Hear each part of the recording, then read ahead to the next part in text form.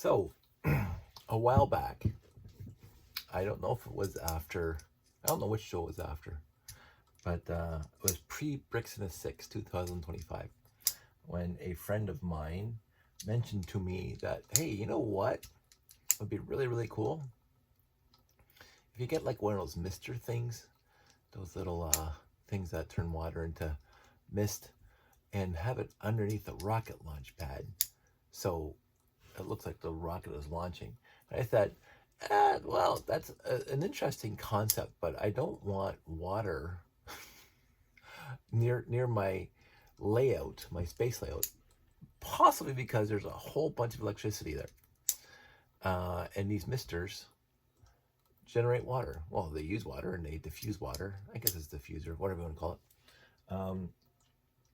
I'm looking at this and I see a lot of water condensing on the actual bricks that are exposed. Because that's what happens with water when it's all misty. It condenses on cooler surfaces. And that's what we got. But that stuck in my head for a while. The idea, the concept. And I had thought about something else because I am going to build something new. Something smaller. That's my new goal in life. To build something smaller, easier to transport, easier to set up, and just leave it alone. But I thought about building something like this into it that has a lot less electricity, a lot less power issues. And so we were over at Valley Village and we found one of these mister thingies for like $4.99 or $5.99, whatever it was. We bought it and I've been trying to get it to, well, there's the top there. Trying to get it so I can incorporate it into Lego because the mister has the cap on it because the nozzle upside down and it just shoots up into the air, and I didn't want that. I wanted to kind of flow down some hypothetical, shot in the dark, some sort of mountainous landscape. And so I had to come up with a way to get the mister that's not in this big huge. So this is, let me see if I can pick this up, bring it close. So there you go. So that's it. Yeah, I could have done better. I could have done worse.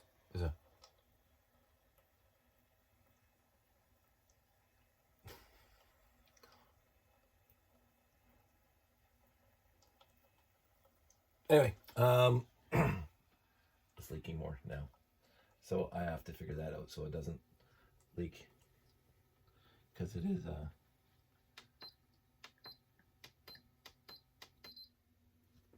now it's off, and you can see it certainly gets the water on there. See, when the cap is on, you see all the water's on the edge like that. When the cap is on, it wouldn't do that. So I have to figure that out. I was trying to stay as pure Lego as possible, but that doesn't seem to be working because this thing just kind of fits over top. You can see it's pretty wet inside there. So I have to come up with something a little better. So the water itself, the mist is fine coming out, but the water itself kind of splashes out and gets all around the outside edge, and that the things are just going to get soaked, and that thing's going to empty quicker. So this is what I'm trying to do. Now, they say what happens when you put this thing on it. So that's on it now. Let's just get this thing plugged back in.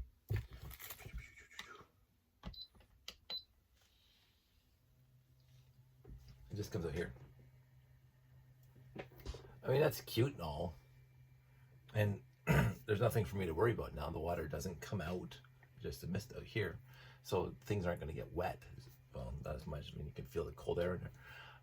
But this is coming out too fast for me. Like, I want to just kind of cascade down a Lego mountainous build that I got in my head that I want to try. This would have been perfect for the launch pad. But in the end, I'm not a big fan of this. I like this. Like this, just it comes out like that. But this causes too much water to come splashing out around the edges, whereas this it just comes out the top.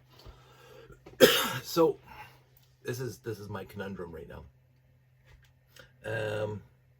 I may build something so it's inside the water container, because then it can't splash outside. But then again, I don't know how I would get, because you have to have the fan pushing the mist out. Without the fan, that doesn't make me any happy. I'm just gonna unplug it because it's just a lot of water. Without the fan, the mist just stays inside this little thing and doesn't come out. You go, and it comes out. So it is, and of course when it's on, you can see it bubbles and stuff, and so you need to like look at what my desk is right now. So it is something I have to work on, but it is something I want to try to do, and it's interesting. So, and then again, I come back to the idea: do I really want a water feature in my next build? Because it's yet another thing that I'll have to babysit. You know, filling it full of water, because I don't know how fast this thing will empty. So that's the debate now, how I'm going to do it. And I don't have an easy solution right now. I really don't. I've been playing with it for a week. Of course, I was gone for a couple of days. I had a business trip out to Edmonton for a few days, so this thing was put on hold, even though I had the idea of building this right before I left, so I didn't get a chance to build it until now. But I liked the idea of experimenting. Why is the thing not fit? Well, that's not good. It's like soaking wet. Yeah. So I'm gonna have to come up with a better idea, because this thing is just dripping wet now, which is bad with the electricity when it's just soaking wet. It had some premise. It had some potential, I should say, but I think the potential is pretty much dead. I might try something else. I don't know, but there's something I just thought I'd throw it against the wall. I've seen other people with water features in layouts. I've seen waterfalls actually with water. I've seen brick built waterfalls. My friend Jeffy made one. It's gorgeous. I've seen people use water features, actual water, and just have it recirculating in a pump, which is good. And that's just water going down a river or something like that. I wanted the mist. And I might have to come up with something different, because this thing is just dripping. The whole thing is soaking wet. That can't be good. So I'm pontificating, I'm ruminating on this idea, and I'm going to see if it goes anywhere. I haven't given up on it just yet. I like this idea, and I have another idea for a display that's 3 base plates by 3 base plates. That'll be easier to transport and set up and walk away. I don't know. Okay, I'll say it right now. I don't know if it's going to be a castle display or a medieval display. Probably not a castle. Or a ice planet display. I know my friends were really convincing me to do ice planet, because again, I got a whole bunch of ice planet parts from friends over the years. Thanks, Kay, and other people. But I wanted to do something that wasn't even related to space, and yet still have movement and nifty things in it, but in a medieval theme. So I have an idea in my head. I'm going to mention that these circles may show up again, but not in the way they showed up in the classic space layout. But this was part of it, and this is kind of failing at this point with the amount of water that's all over my desk right now. So I'll have to reevaluate this idea. But that's where I am right now. Today's Sunday. It's late. It is almost 11. So I'm gonna go to bed now because I've had a busy week and I have to go back to work tomorrow. So I thought I'd keep you posted. That's it. That's all. I have some other things I gotta take care of. I have a couple of printed. Again, I'm not gonna get into the Bricklink soap opera right now. I am not as well versed in the nuances of Bricklink. I just go there to buy stuff. So I haven't paid too much attention to the various issues with Bricklink. Although I did read a few things today that give me pause for concern. I will say that I spoke to people back when Lego first acquired Bricklink, just bought it. And I'm not faulting them for buying it. I'm not faulting Bricklink for selling it. It was made by a labor of love by the founder of Bricklink, and it was a wonderful resource for us in the Lego community. I've said repeatedly to whoever will listen, my classic space layout would not be my classic space layout as it is without Bricklink. There's literally no way I could have built that layout without Bricklink. And at that time, there was only Bricklink. Brickell wasn't around. The other ones weren't around. I don't even know them all because I don't pay too much attention. But the classic space layout that people have witnessed over since 2000 and well, the first layouts that Jeff and I did, I didn't Bricklink. That came straight from my collection. most of our ad hoc layouts were non-Bricklink related. There's no parts in those. The base plates, the monorail, I had all before Bricklink. I never ordered monorail off of Bricklink, by the way. I never ordered one piece of monorail off of Bricklink. But a lot of the monorail came off of eBay well before I even started on Bricklink. And then my friend Mike Shields, who ran Lasting Toys, sold me a bunch. But I was getting monorail at garage sales, pre-internet. And when I put the ad in the paper, I was getting monorail. So Bricklink is what I use for Bricklink. It's since I think a member of, I can't remember, I think it says 2002, a couple years after I joined Lugnet.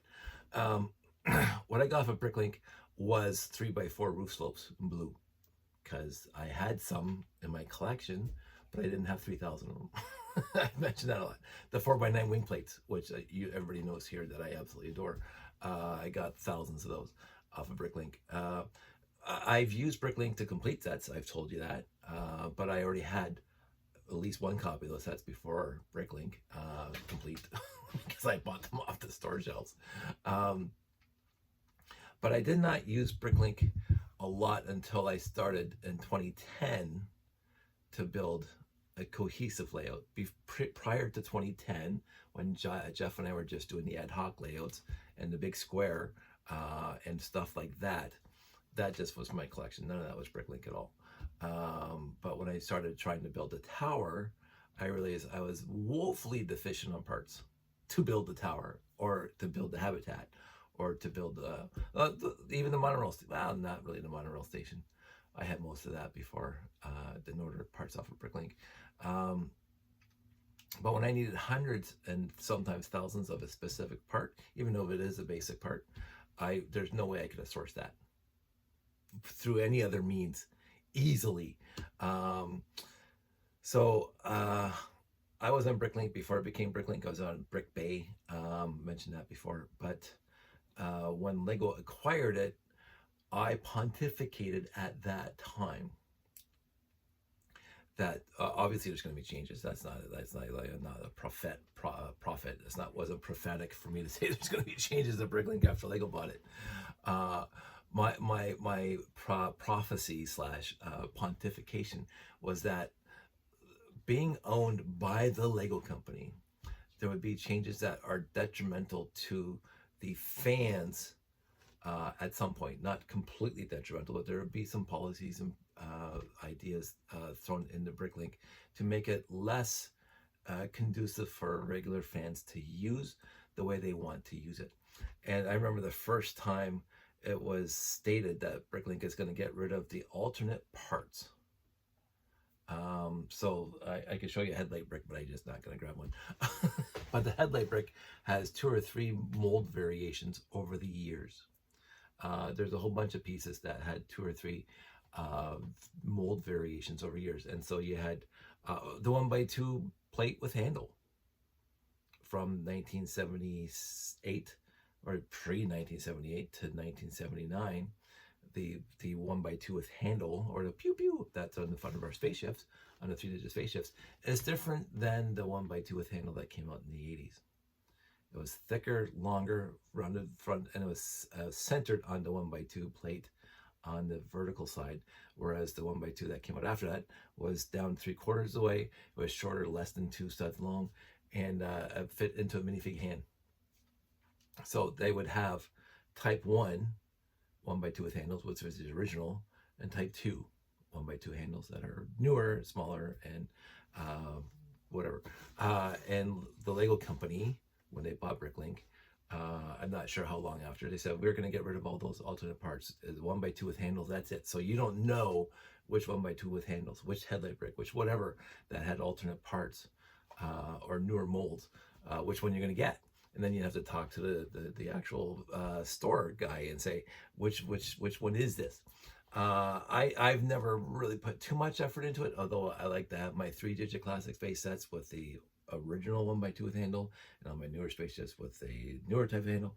But I was at Brickomania selling my overflow, and a guy came to me because I had 1x1 black clips, 1x1 plates with clip. And I know that's at least 3. I think somebody said there's actually at least 4 or more variations of that mold, and they wanted a specific one because they were reconstituting a set that came out the air for that specific one. And so we dumped out the 1x2 with clips, and we're going through them, and they are quite noticeable. I will not say I don't know. I don't believe so.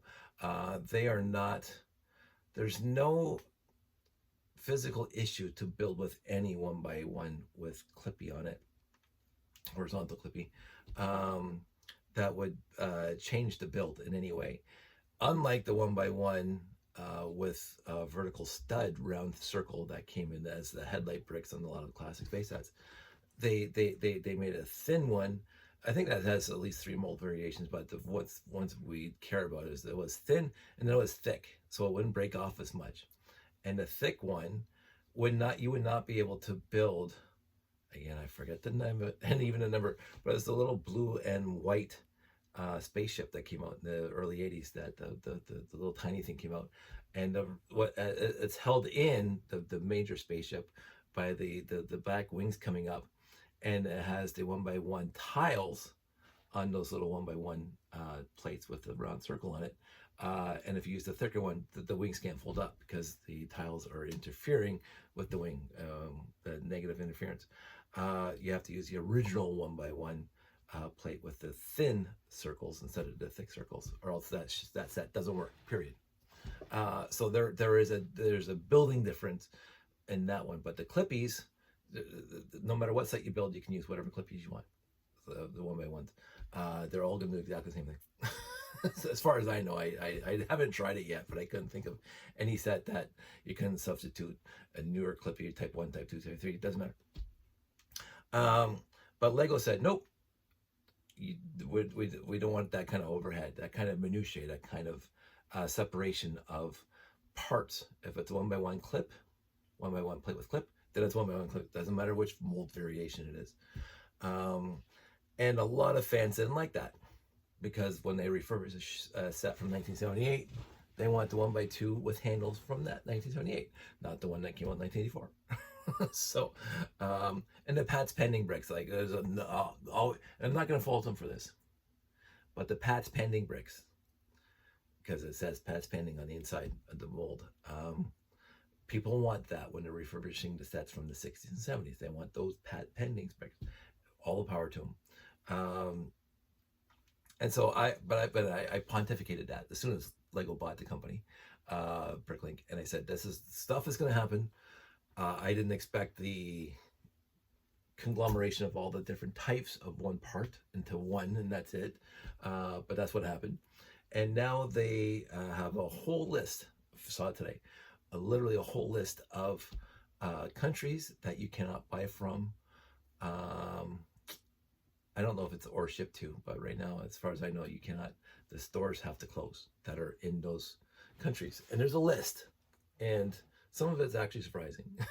So, but it's the Lego company that owns it now. They have the right to do this. Now, is this going to make the other alternative Lego piece buying websites like Brick Owl and whoever else is out there? Because I don't know. The only one I really know of and heard of is Brick Owl. Is that going to make their sites that more that the fans want to go there instead? And I have no answer for that. I've never been to Brick Owl. I might have to give it a quick look. But overall, I'm in Canada, so I don't have to worry about those list of 25 or whatever countries that I can no longer buy from. But again, I'm also right now, to be perfectly honest, I'm not in a buying mood, period. So again, the Lego company is not kowtowing to what I want, because right now I don't want to buy Lego overall. I want to downsize and get my entire collection organized. I still have 5 totes that I haven't even started going through yet. And even the tote from my cousin from a few years back that she was kind of generous enough to drop off my door, I haven't even really opened yet.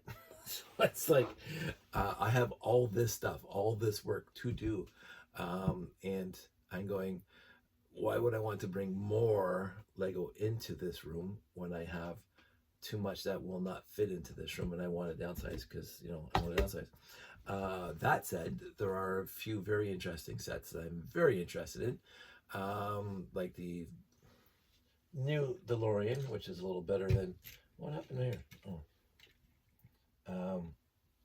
I heard it comes out January 1st.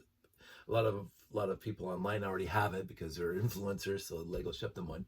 I am not an influencer, but I wouldn't mind a DeLorean that looks really much more like a DeLorean than this one, although I think I fixed it up pretty good. And if I win the millions, I wouldn't mind the Enterprise, but that is way too much money, and I literally have no place to display it. So it's just like the ISD right there. Hello, ISD. So, so really quick story that's related. I was in Edmonton Thursday, Friday, Saturday for work, and I went with my cohort in crime from my IT department. We had to roll out some new desktops for our PLCs, for our batching hardware. And we decided that Friday afternoon when we were finished, when we knocked off work, that we go to the West Edmonton Mall, since I've never been there. I've been to Edmonton, I think at least 4 or 5 times now, for works.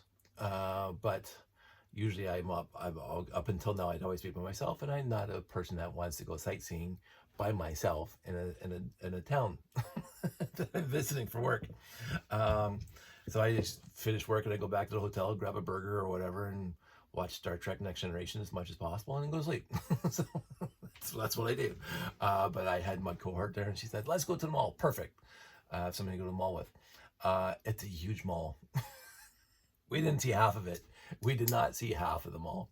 My only criteria for me to go to the mall is to see the Lego store. So we kind of parked in the center, and we walked all the way by the hockey rink. There's a hockey rink in the mall, and there's a water park, and there's a huge mini putt course, and there's roller coasters, and it's just a massively huge mall. And there's so much. It is so big that there are more than one store, more than one brand that has 2 or more stores in the mall at opposite ends. I came across 2 stores called Lids that sells hats and jerseys and stuff. There was 2 of them there, one in that end, one on the other end, because it's so big. Um, so anyway, the Lego store, I walked all the way to the end, past the pirate ship, past the seals. They have a show with seals, past all the other stuff, and we get down to the Lego store. And I'm gonna say this right now, and I don't know if I just was in the mood or just tired from a long day at work, and then I walked 2 hours through this mall because it was so huge. I was not impressed at all with that Lego store. When I went to the Mall of America years ago, they had this beautiful, gorgeous display inside the Mall of America, and this has got to be 25, 30 years ago. It was an absolutely beautiful display. This is before they had Lego stores, if I remember correctly. But I'm going, the Mall of America had this gorgeous display of whatever. I think it was Aquazone back then, and I loved it. The Lego store in the West Edmonton Mall, Sherway Gardens Lego store was better, brighter, nicer, better organized.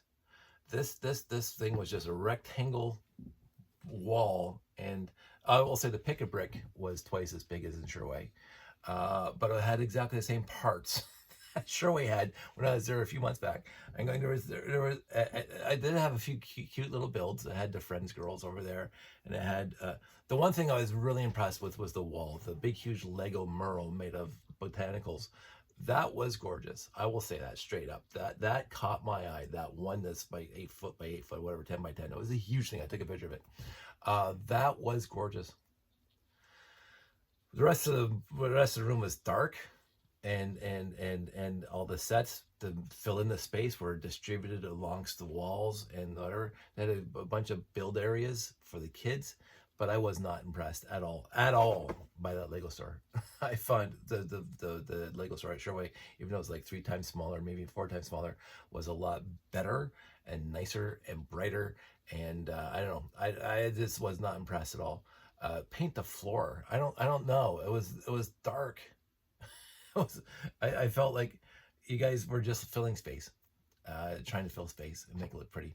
I didn't hate it. It's a Lego store, but I wasn't like checking out all the other stores and how wonderful and bright and vibrant and whatever's. And we went over to whatever the not anime store, but some whatever. But they had where you buy all the cutesy little perfumes for the kids or whatever, and the anime characters and the water bottles and whatever. They had Zootopia 2 stuff there already. I forget the name of the store. It's whatever. But they're around now. A lot of anime themed stuff. They had Snoopy and Woodstock things in there. It was brighter and better than anything else at the Lego store. Like a Snoopy that was about 5 feet tall. I loved it. I got a picture of it. And other things that were there. It was just more vibrant. It was more brighter. And this is Lego. And your store, besides that beautiful mural on the wall, was not vibrant. It was not bright. It was dark. It was dank. It was like dingy. And whatever. Anyway, so I got to the Lego store, and I didn't buy a thing. I didn't buy anything. I looked at the brick, and like, there's some really interesting pieces there, but nothing I haven't seen in Sherway. And I just didn't. I didn't want to. That was honestly a first for me. Like, there was nobody stopping me. Fly home with it. Sandy, I was actually telling my cohort in crime that the last time I went to a Lego store outside of Toronto was down in Florida. We were at Disneyland, and we were in the I want to say whatever, where you have to take the boat to get into Disney, which was awesome, or the boat to go to the marketplace, and the boat stopped right in front of the Lego store, which is great. And I had to buy, with swear to anything, I had to buy an extra piece of luggage to come home with because I filled an entire piece of luggage with Lego that I bought at the Lego store in Florida 16 years ago.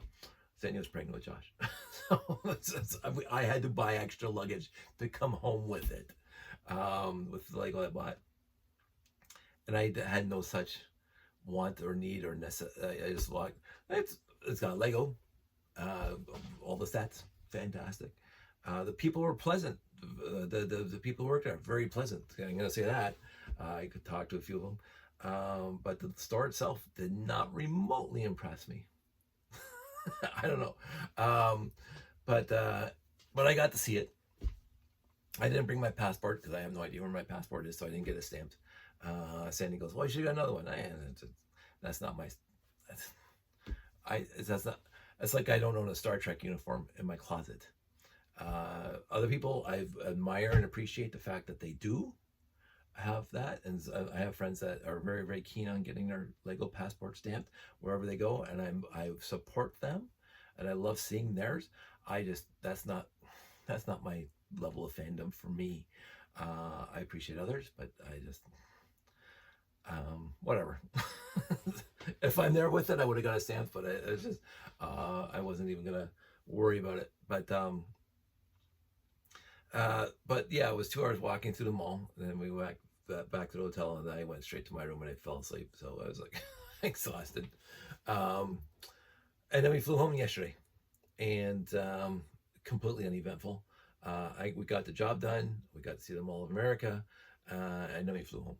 So we got West Edmonton Mall, and then we flew home. So nice, successful week for me, but it was a very busy week. Wednesday I was in Toronto for other things for the day, driving to and from Toronto, and then I had to get up at 4 o'clock or 4:30 in the morning for that one. And then Thursday I had to get up at some ungodly hour to we took an airport limo to the airport in Toronto, because Hamilton Airport does not fly to Edmonton in the morning, only in the afternoon. I'm going, oh, come on. Come on, Hamilton, you can do better than that. So I had to go to Toronto, and then Saturday coming home to Toronto, and then there was traffic on a Saturday afternoon at 5:30 p.m. It's like, come on. But anyway, we got home safely. And I was thinking about this thing all day today. Well, the entire trip, I was thinking about how I'm going to build it, and I built it now, and that's the best I can do, and it still gets wet. So I'll think about something else. Other than that, I got nothing going on. I got a busy week again, and let's go from there. So we're all caught up. Everybody out there, stay safe. I have a few more of these things to print out. This is this is where I started. Bricklink has a wonderful feature where you can print off a parts list of various sets. This parts list is 1, 2, 3, 4, 8, 12, 16, 20, 21 pages long, and I'm going to start pulling parts. I also have to take apart that car. Where's my car? Where's my car? Where's my car? My car is here somewhere. Oh, there's one there, and there's one there. You can't see it. And I have to ship it to PEI, so that's on my list of things to do this week. So until that happens, we'll keep on catching up. So you guys all stay safe, take care. Hope everybody's doing fantastically well. I know that Christmas is just around the corner, and life gets busy. So stay safe, be happy, and know that I appreciate you. Talk to you soon.